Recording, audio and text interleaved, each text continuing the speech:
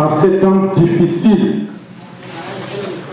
où nous avons plein de morts autour de nous, non seulement à cause des conditions passées, mais également à cause de cet inconnu qu'est le Covid-19. Mon cœur pousse à demander au Seigneur de recevoir notre merci, parce qu'il nous a gardés en vie. Alors que ceux que nous croyons devront être à l'abri de ce genre de choses sont décédés. Je vais demander également au Seigneur de continuer à te garder en vie très longtemps. Et que tu ne vives pas pour rien, que tu vives pour quelque chose pour un but. Et que pendant que j'ai parlé ici aujourd'hui, tu ouvres les yeux de ton cœur, les oreilles de ton cœur, et que tu découvres pourquoi tu as votre terre. Afin que tu n'aies pas occupé ta place pour rien, respirer de l'air pour rien. Que la gloire de Dieu donc tombe sur toi, que sa miséricorde te localise, que sa vie vive en toi. Au nom de Jésus-Christ, Amen. Assois-toi dans le nom de Jésus. Il y a une chose que l'Église doit comprendre. Le Saint-Esprit a été donné à l'Église et uniquement à l'Église. Par contre, la bénédiction a été donnée à l'humanité entière. Or, l'Église fait partie de l'humanité. Donc, la bénédiction a également été donnée à l'Église. Mais malheureusement, comme je dis souvent ici, l'Église se comporte comme si elle est là uniquement pour amener les gens au ciel. Dieu dit qu'il t'a créé à son image et à sa ressemblance afin que tu règnes sur la terre, que tu domines sur la terre.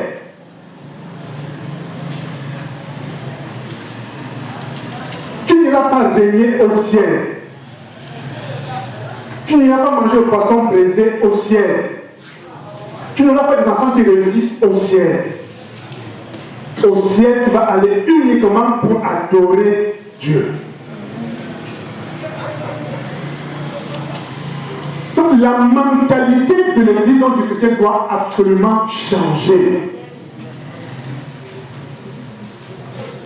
Et je vais même personnaliser en te disant que Dieu t'amène à régner et à dominer sur Satan.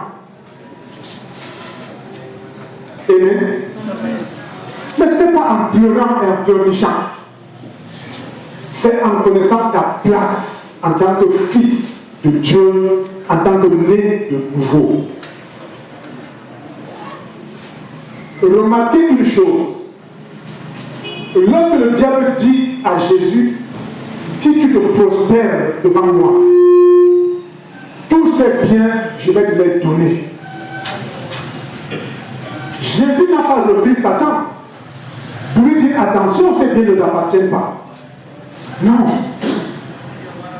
Il a opposé ces paroles de Satan, le règne, le pouvoir, la domination de Dieu. Il a dit tu as le pouvoir sur toutes choses, y compris toi. Amen. C'est pour te dire qu'aujourd'hui, nous allons parler d'un thème. Au-delà de la croix, la résurrection. Au-delà de la croix, la résurrection. L'Église, à un moment, semble se focaliser uniquement sur la croix. Or, lorsque nous lisons, par exemple, Colossiens 1, verset 20, il est écrit, il a voulu, par lui, réconcilier tout avec lui. Que quelqu'un nous dise, Parce que lorsque je vais dire, certains ont quelquefois l'impression que ma Bible est différente de la leur. 1 Colossiens, pardon, Colossiens 1, verset 20. Colossiens 1, verset 20. Rapidement, s'il vous plaît.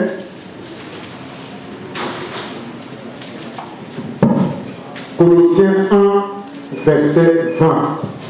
Colossiens 1, le verset 20 dit, au nom de Jésus, je lis, il a voulu par lui réconcilier tout avec lui-même, tant ce qui est sur la terre que ce qui est dans les cieux, en faisant la paix par lui, par le sang de sa croix. Amen. 1 Corinthiens 15, verset 14.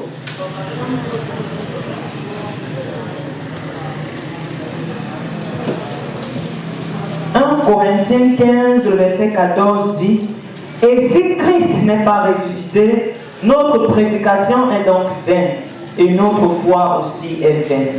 Amen. Amen. Qu'est-ce que nous voyons ici? Par la foi, Dieu nous a réconciliés avec lui. Non seulement nous qui sommes sur la terre, mais même ceux qui sont dans les cieux, il les a réconciliés avec lui. Mais nous voyons également ici que l'apôtre Paul dit une chose qui est importante. Malgré la croix, si Christ n'est pas ressuscité, tout ce que nous vous prêchons est vain, n'a pas de la valeur. Votre foi n'a aucune valeur. Or, l'Église semble s'arrêter à la croix. L'Église semble se contenter du fait qu'à la croix, Jésus a porté nos problèmes. À la croix, il a porté nos problèmes, c'est vrai, mais par sa résurrection, il nous a donné la puissance, le pouvoir. Lorsque l'Église s'arrête à la croix, elle travaille uniquement pour amener les gens au ciel. Lorsque l'Église va plus loin et atteint la résurrection, elle obtient le pouvoir pour régner sur la terre. Et lorsque l'Église arrive à la résurrection, le pouvoir lui est retrocédé. La Bible dit que tu régneras sur tout ce qui se meut dans la terre et sur la terre. La Bible est claire. Satan a pour logis l'enfer. Et Satan règne là-bas. Et Dieu dit, lorsque tu nais de nouveau, tu reprends les commandes sur la terre. Cela veut dire que lui qui était donc le prince de l'air avant que tu ne naisses de nouveau, pourquoi? Tu deviens ce prince de l'air à sa place. Et lorsque Satan vient interférer, vient agir, partout où se trouve la couche d'ozone sur la terre, il entre dans ton domaine dans ton domaine du règne. Et tu as donc le pouvoir de dire arrière de moi, Satan, sors de ce corps, Satan, libère ce pays, Satan, fais ceci, Satan, il va obéir. Mais lorsque tu n'as pas écouté la parole et que tu arrives dans son domaine de compétence qui est les portes de l'enfer, tu n'as aucune possibilité de refuser d'y entrer. Parce que tu as été son serviteur pendant ta vie sur la terre. Amen. Tu as été son serviteur pendant ta vie sur la terre. Dieu dit que sa parole ne peut venir sans accomplir ce pourquoi elle est venue. En d'autres termes, Dieu ne fait rien sans s'appuyer sur sa parole. Amen. Dieu ne fait rien, et c'est pour ça que la résurrection est extrêmement importante. Dieu aurait pu se passer de la croix pour sauver le monde. Dieu aurait pu se passer d'Abraham pour que la foi vienne dans le monde. Mais Dieu a établi une règle selon laquelle il ne peut rien faire sans sa parole. Or, sa parole, c'est qui? Sa parole, c'est une personne. Sa parole, c'est Jésus. Amen. Amen. Si la parole demeure morte à la croix, si Jésus demeure mort à la croix, si Jésus demeure dans son sépulcre, mort là-bas,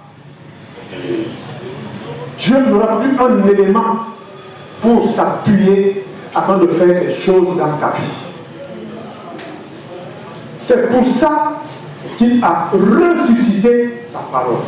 C'est pour ça qu'il a redonné la vie à sa parole. Amen. Dieu dit, si tu gardes mes commandements, Jésus dit, si tu écoutes ma parole et tu la mets en pratique, parce que c'est la seule chose qui limite Dieu.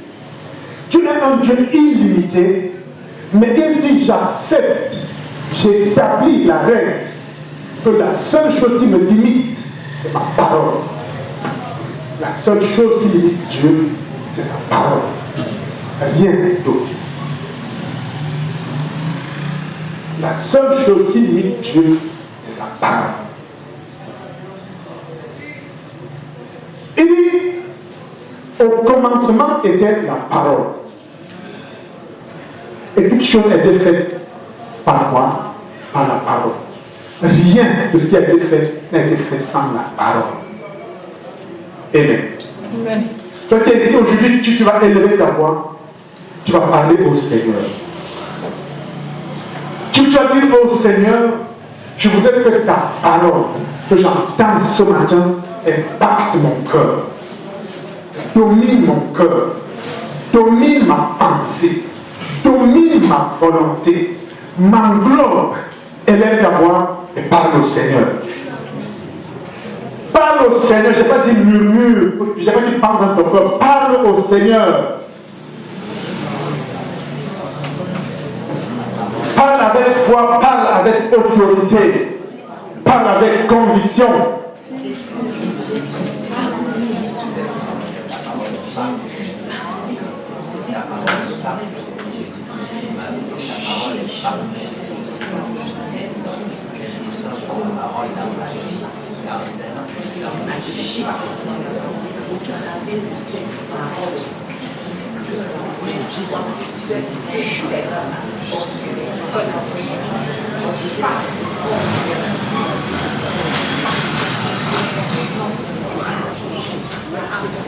Amen. Somme 115, verset 16. Également rapidement. Somme 115, verset 16. Somme 115, verset 16.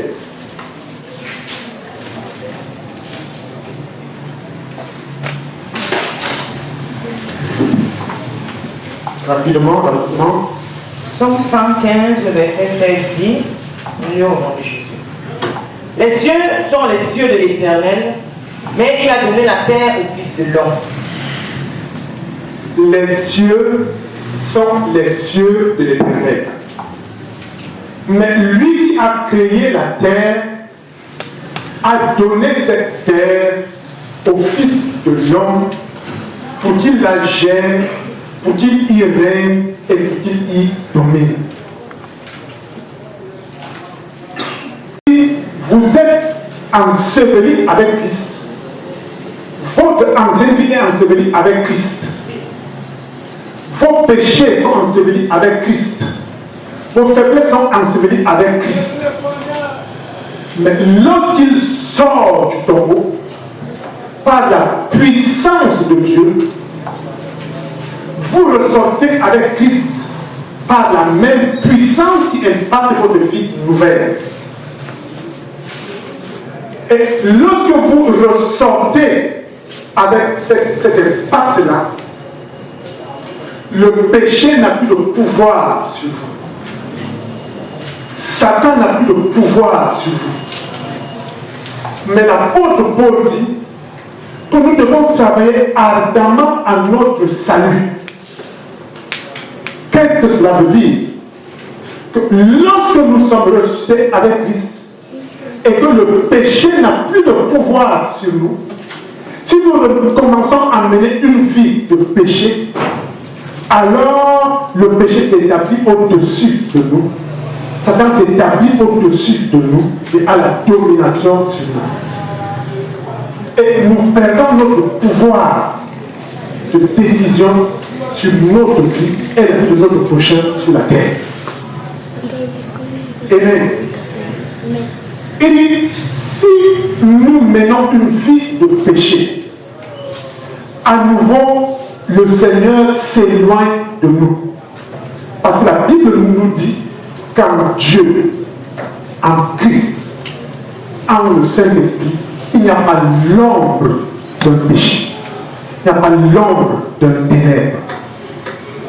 Donc, lorsque Christ habite en toi, lorsque tu habites en Dieu, et que tu acceptes une nouvelle vie de péché, alors il se produit ce qui s'est produit à la croix. Quand Jésus a posé la question au Père, Père, pourquoi m'as-tu abandonné? Parce qu'à cette heure-là, à cet instant-là, Jésus avait porté le péché de l'humanité. Il est devenu péché pour nous. Il est devenu péché aux yeux de Dieu. Alors, Dieu, qui aime le pécheur mais n'aime pas le péché, n'a pas voulu voir son fils porteur de ce fardeau. Il lui a tourné le dos un moment. Et lorsque ce péché a été enseveli, lorsque ce péché a été jeté aux enfers, lorsque ce péché a été vaincu, alors il est heureux. Et Jésus a pu dire, Père, à toi je remets mon âme. Amen. Tu vas élever ta voix en